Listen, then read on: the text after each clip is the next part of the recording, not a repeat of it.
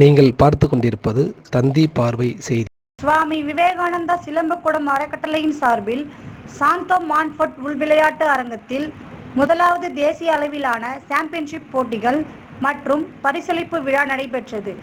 இதில் rotary club மாவட்ட governor Muthupalaniappan, Aqua Screen Plus Private Limited இயக்குனர் டாக்டர் சக்திவேல், பேராசிரியர் சீனிவாசன், வழக்கறிஞர் உமையால், சக்தி வாசு, டெட்டா சென்னை மண்டல இயக்குனர் பி சேதுராமன் மற்றும் பலர் கலந்து கொண்டு சிலம்ப போட்டிகளையும் நடத்தி பரிசுகளும் வழங்கினர். நிகழ்ச்சிக்கான ஏற்பாடுகளை சுவாமி விவேகானந்தா சிலம்பக்குடம் அறக்கட்டளையின் தலைவர் ஏழுமலை மற்றும் பொதுச் செயலாளர் விண்ணரசி ஏழுமலை ஆகியோர் சிறப்புடன் செய்திருந்தனர். தந்தி பார்வை செய்திகளுக்காக செய்தியாளர் சி. தமிழ்ச்செல்வன்.